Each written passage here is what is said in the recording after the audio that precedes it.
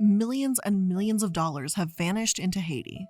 So many well-intentioned people have given to funds that promise disaster relief to struggling Haitians, yet Haiti has barely seen any of that money. In many cases, they're worse off for the interference. Why? Why should you not give your money to the Red Cross? Hello everyone, and welcome back to a new corporate casket. Today, I wanted to talk to you about Haiti and the failed promise of aid from the United States.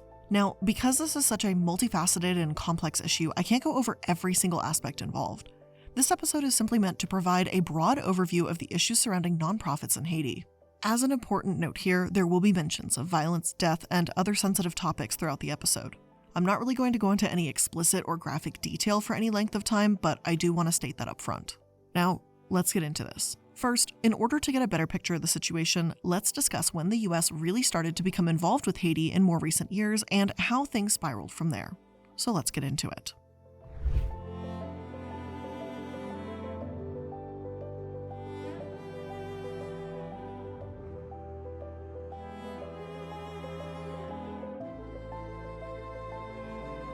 Haiti, like any country, has a massively long and complex history.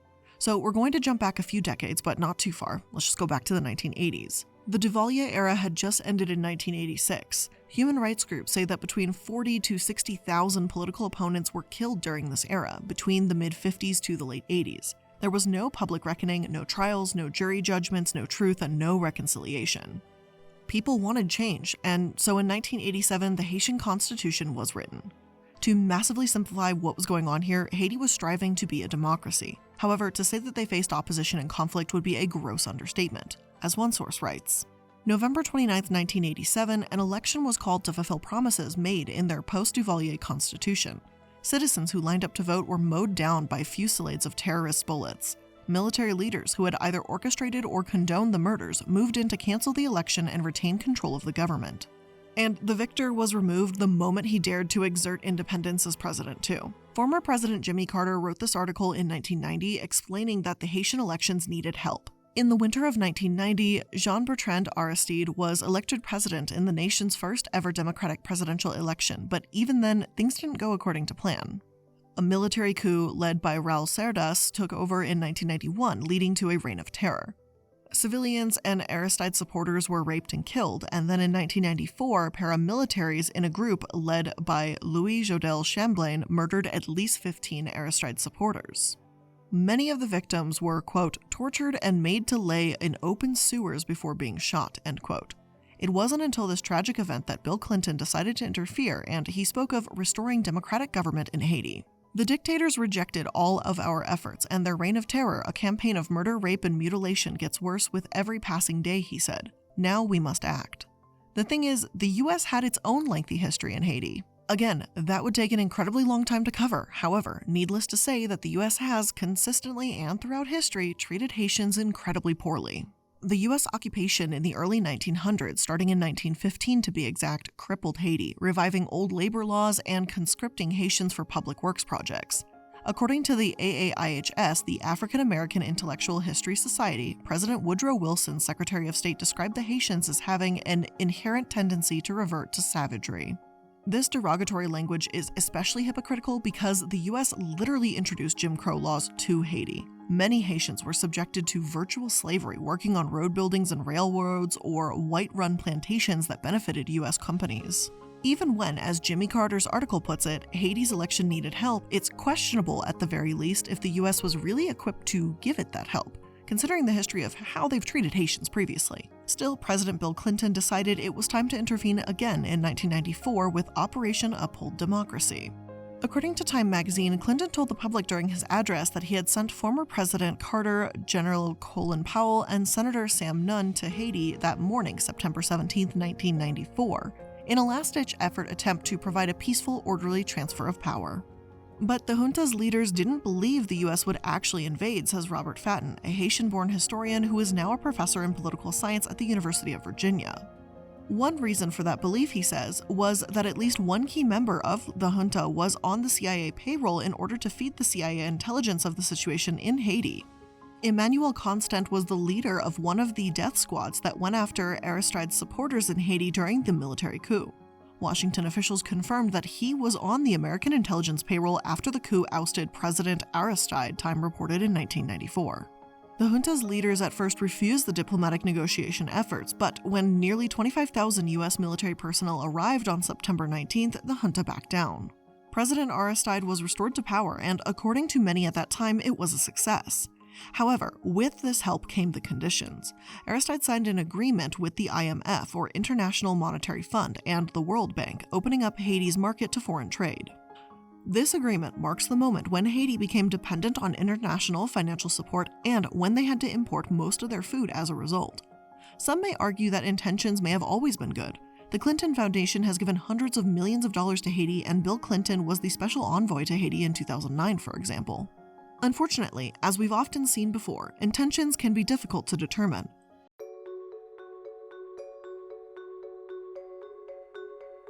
In 2004, the Marines were deployed to Haiti to keep order after Aristide was forced out of office. The same year, Hurricane Jeanine killed thousands when it hit Haiti, one in a series of deadly storms. 3,000 people were killed, hundreds were reported missing, and 250,000 people were left homeless. Once again, though, the Clintons stepped forward to help. By 2010, the Clinton Foundation was one of the country's largest benefactors, and they had 34 projects there and were devoted to creating jobs. Yet, it was in January 2010 when the US and Clinton's approach to Haiti was tested. A 7.0 magnitude earthquake hit Haiti, killing more than 200,000 people. Almost a fifth of the country's entire population, 1.6 million out of 10 million, were displaced, and other sources say that it's estimated 316,000 died. Billions of dollars were pledged to help Haiti, with some $13 billion by international donors, and as U.S. Secretary of State, Hillary helped to oversee $4.4 billion that Congress had earmarked for recovery efforts.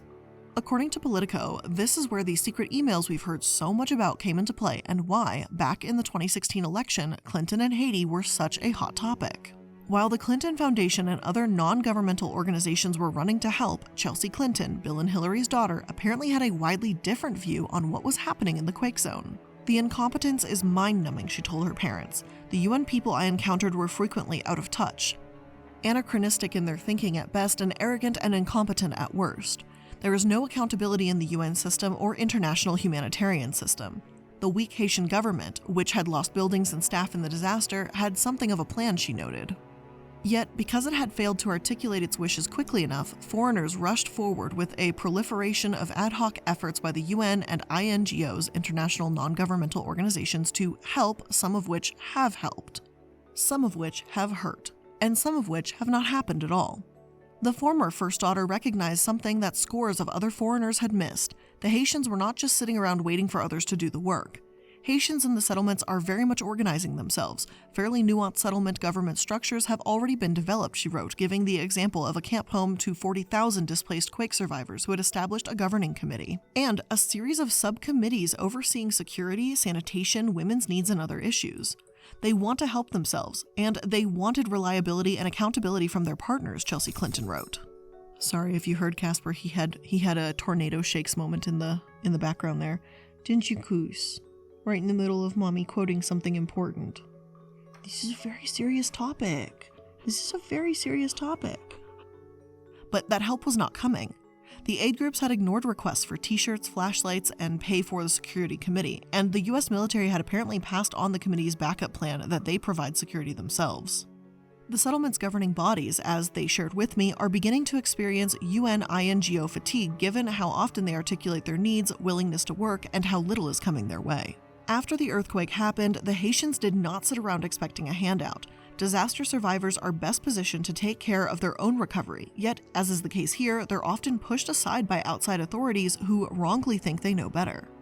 I'm not saying by any means that this is an excuse not to donate or not to offer aid, but there's a massive difference between stepping into a country in a crisis and saying, "You need this," instead of, "How can I help?" Every source I can find, from PTSD to health crisis care to how psychologists train for disaster relief, it's about helping people help themselves and take an active role in whatever recovery they are going through. This isn't what happened in Haiti, and in part because of this, Haiti has become even further known as the Republic of NGOs. And let's get into that in a bit and see what these non-governmental organizations are up to, how they claim to help, and where that money is going. And before we jump into that, let's just take a quick moment to thank today's sponsors. It's the holiday season, the celebrations with family and friends, the shopping, the decorations. Everyone is going through it all right now. And it's a busy time. But thankfully, I never have to worry about whether my freezer is stocked because Daily Harvest has my back with delicious, easy-to-make food that's actually good for me. Now, you guys know I am a smoothie addict. That's easy, that's obvious, we know that, we love that. But they also have oats, and these oats are really great because I like doing overnight oats, right? Where you put a little milk in, put your ingredients in, let it sit overnight, and then it's like delightful in the morning. Well, they have that too. And I am super excited to get my hands on some of their oats. They also have some soups, and I am super excited. There's like this, I think it's like a sweet potato and wasabi soup. I am very curious and very hungry thinking about it. So keep things simple during the holidays with Daily Harvest. Make sure you go to dailyharvest.com/casket to get up to $40 off your first box. That's dailyharvest.com/casket for up to $40 off your first box. dailyharvest.com/casket. This episode is also sponsored by Stitch Fix, the people who keep my addiction for sweaters on high alert at all times. When you go shopping, isn't it one of the greatest feelings in the world to have a piece, it's just right there in front of you, it's gonna fit you, it's gonna look great on you, it's your style, it's in your budget, it's everything you want, and it was procured right for you. Well, you don't have to worry about that not being a reality because Stitch Fix Freestyle is here to help. Stitch Fix Freestyle is your trusted style destination where you can shop items curated to your styles, likes, and lifestyle. It's easy. You take a bunch of quizzes and then they help tailor it down. And like every single week they update their quizzes. So you literally just look at pictures of clothes and you just go yes or no, and it helps them understand what you like and what you don't like. They've got styles for every occasion, whether it's work, lounging at home, or hitting the town. Plus they've got free shipping, returns, and exchanges, and you don't need a subscription. So get started today by filling out your style quiz at stitchfix.com/casket. That's stitchfix.com/casket to try Stitch Fix Freestyle. Try and say that 10 times fast. stitchfix.com/casket. Get your sweater addiction started today. Not an official tagline, but it definitely is for me.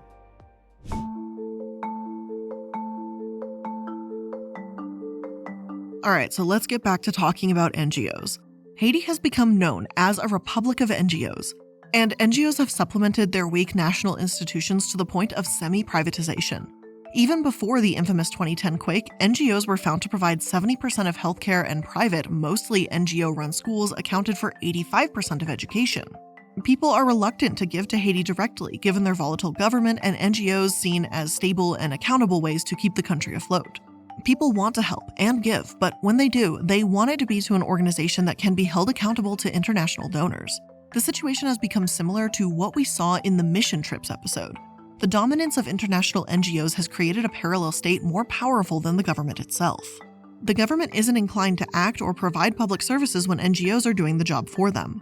Plus, how could they without the employees? As there's anywhere from 343 to 20,000 NGOs active in Haiti, which is an insanely wide range, and I know. Many workers are in the private sector instead of public ones. All this relief money goes straight to NGOs, not the Haitian government. So without the funding to improve, this cycle will continue to feed itself. The government isn't helping during a time of crisis, and people don't want to fund it because of its instability. But then those that do help are taking over and essentially making the Haitian people reliant on them instead. While there's many organizations we could talk about, there's one that stands out as an example of how abysmally some of these NGOs are failing the Haitian people: the Red Cross. In late 2011, they launched a massive multi-million-dollar project to transform Haiti and build hundreds of permanent homes. They raised over $32 million from just a campaign where you could donate $10 by texting the word Haiti. The total amount received from their fundraising was almost $500 million. The Red Cross publicly celebrated and claimed that they provided homes to 13,000 people, when in actuality, the number of permanent homes they built was 6. And I do mean 6, not 6,000. 6 as in less than the number 10. 6 as in a number that many toddlers can count to. Now, I did try to unearth exactly what happened to these people that they supposedly housed, and from the sounds of it, it seemed like it was tents, transitional shelters, modest improvements to homes, but not building new homes. I really can only speculate here as to where all of the money went, but many believe that this money did go to their own employees. At the very least, there's no sign that Haiti received that much money. Lee Maloney, who ran the Red Cross's shelter program in Haiti starting in 2010, says that the Red Cross never even had a real plan to begin with. ProPublica reads, After the earthquake, Red Cross CEO Gail McGovern unveiled ambitious plans to develop brand new communities. None has ever been built. Aid organizations from around the world have struggled after the earthquake in Haiti, the Western Hemisphere's poorest country. But ProPublica and NPR's investigation shows that many of the Red Cross's failings in Haiti are of its own making. They're also part of a larger pattern in which the organization has botched delivery of aid after disasters such as Superstorm Sandy. Despite its difficulties, the Red Cross remains the charity of choice for ordinary Americans and corporations alike after natural disasters. One of the former directors even made disparaging remarks about Haitian employees themselves, calling himself the only hardworking one among them. This article also points to the Red Cross essentially using Haiti as a spectacular fundraising opportunity, as celebrities, the NFL, and Michelle Obama all encourage people to donate to the Red Cross during these times. After all, the Red Cross recently faced scandals a few years prior for how poorly they handled Katrina. Might as well rebuild and erase their more than $100 million deficit, right? Well, the fact is that the people in Haiti do not have good things to say about the Red Cross. The head of a community group that the Red Cross set up as a local sounding board in Haiti said that they are only working for themselves. That's what the community is saying, and it speaks volumes. Now, obviously, I'm not saying that every NGO is like this, simply that the money that's been donated to help Haitians has a history of just simply vanishing, being used elsewhere, or being so poorly managed that it's essentially worthless. The $4.4 billion sent to Haiti by US aid, overseen by Clinton, is actually another example of this.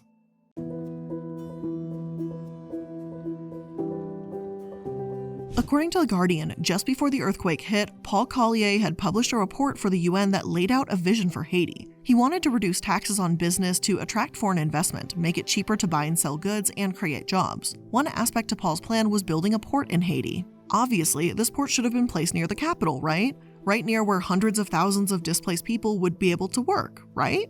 No. Instead, US aid built the port on the country's northern coast, 650 miles southeast of Miami, Florida. Rather than build a port near these displaced workers with the billions of dollars meant to help Haitians, the US government said, yeah, but we would like it more if your port was closer to Miami, since that's where it's going. Not to mention, members of Haiti's northern elite were allegedly lobbying for Bill Clinton to invest in this region. Now, aside from the port, Bill Clinton and other building firms across the world talked about permanent housing in Haiti that could even help those that were displaced. So, what was the first building that they decided to build post-earthquake? Well, it was a Marriott hotel. It was financed, of course, by a corporation whose chairman was a friend of the Clintons and brokered by the Clinton Foundation itself. And let that sink in for a moment. The largest piece of real estate post-earthquake reconstruction wasn't even built for Haitians. But this isn't even the largest project that took place in Haiti. A $300 million, 600-acre park called Caracol was also built on the northern coast. To make the park more attractive, the US agreed to finance a power plant and port so that Caracol could ship in materials like cotton and ship out t-shirts and jeans for us to buy for cheap.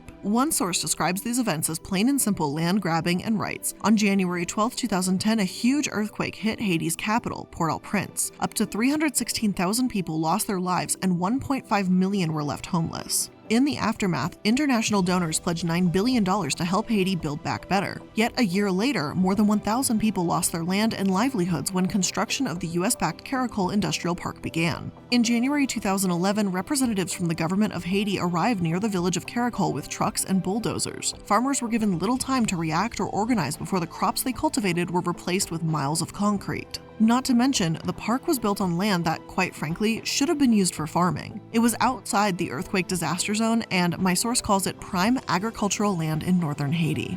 Food insecurity and droughts are rising issues in Haiti, so this decision to use this viable land was incredibly controversial. I feel horrible for calling this a brief aside because it genuinely is a massive problem, but let me sort of pause for a moment and just explain how outside sources also contributed to food insecurity inside Haiti. You see, in the 1970s, the US pressured Haiti to reduce tariffs on imported crops, then shipped surplus American crops into Haiti's ports under the guise of food aid. Haitian farmers couldn't compete with the artificially cheap rice, which was the point. The US effectively created another market for American farmers while pushing Haiti's labor force into factories. Bill Clinton also furthered this program when he was president, resulting in thousands of farmers losing land, with industrialization never able to replace what they'd lost. When the earthquake struck, it's been said that it was a nation that once grew enough rice to feed itself was now importing 80% of it from abroad. Reports from 2010 from NBC confirm this. "I can't make any money off my rice with all the foreign rice there is now," said Renan Reynold, a 37-year-old farmer who makes an average of about $600 a year.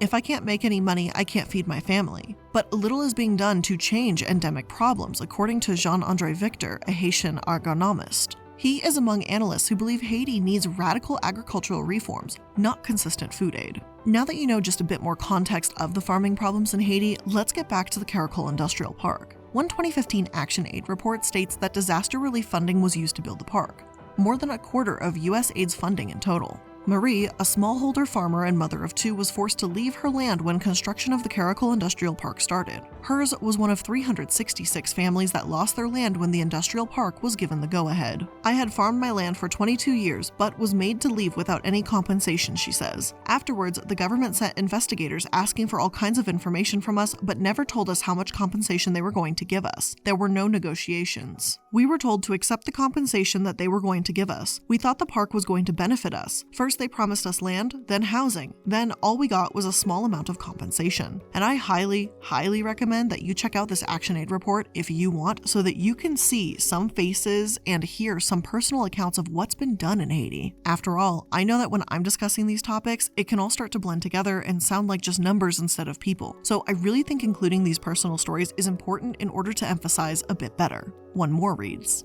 Ellie is a farmer from one of the 366 families that lost their land in January 2011 to the construction of the Caracol Industrial Park. He had a plot of 4.5 hectares and provided jobs to members of the local community. Here he is holding a ledger containing the names of the people who worked for him each day. "I've farmed my land for 21 years and then forced to leave for the construction of this park," he said. "I grew black beans, cavassa, corn, peanuts, and bananas on my land and raised all of my children because of that land. I would hire 100 seasonal workers during our planting seasons. I paid them 150 gourds a day and 2 meals. If we had the support we needed to farm our land, we would be doing well. Now that I've lost my land, I don't have a penny." But it's fine because these factory jobs that the US provided are fantastic, right? Well, obviously not. This factory was supposed to benefit the Haitian people, but it's underpaying workers, exacerbating pre-existing economic and social inequalities, and harming local communities and environmentalists because of its high water requirements and polluting waste. Caracol Bay is a fragile marine ecosystem, home to critically endangered species. Both Haitian citizens and environmentalists alike have found issues with Caracol Bay. However, the US government has called Haiti the Taiwan of the Caribbean in the past, seeing the country as a business opportunity and nothing more. The seized land wasn't just fertile and potentially better suited for farming, but home to Haitian people that are still waiting for compensation for their property. This article was written in 2020, so it's not as if they've been waiting a few months. It's been years and almost a decade since the industrial park opened. In the meantime, without this compensation, many Haitians are struggling to get by and pay for their children's education. And again, we're back to that cycle that feeds itself. You can't get an education. How can you get a job? If you can't get a job, how do you pay for your child's education? Do you see what I'm getting at? Not only is the US exacerbating this cycle, but directly profiting from it by taking this land for Caracol. Conflicting information spread about Caracol as well. The IDB, Inter-American Development Bank, claimed that 366 people who used to farm the state-owned land had received about $3,500 per household in compensation, 5 times the Haitian per capita income. But then why do some Haitians claim they've received nothing? One 2012 New York Times article reads, "The farmers did not understand why the authorities wanted to replace productive agricultural land with factories in a rural country that had trouble feeding itself. But promised compensation, they did not protest a strange twist of fate that left them displaced by an earthquake that had not affected them. We watched voiceless," Jean-Louis St. Thomas, an elderly farmer, said. "The government paid us to shut us up." These factory jobs are also known to abuse Haitian workers as well. The South Korean clothing manufacturer Say Trading is the anchor tenant of Caracol. As of 2016, ABC reported that Haitian CA workers have been accusing managers of bullying and sexual harassment, some claiming that they provide sexual favors to supervisors in order to obtain jobs. Though the factory may not technically be a sweatshop because it does pay minimum wage, has benefits, and the condition of the workplace is fair, it is absolutely abusive and it's built into that system. In addition, this factory isn't nearly as beneficial as the Clintons said it would be. Even years later after being built, Caracol employs 5,479 people full-time, at least as of 2015. But that's a far cry from the 60,000 jobs that were promised. Plus, if you subtract the 366 families that were employed as well, you're left with the question, was this to help the Haitians or was this to help the US?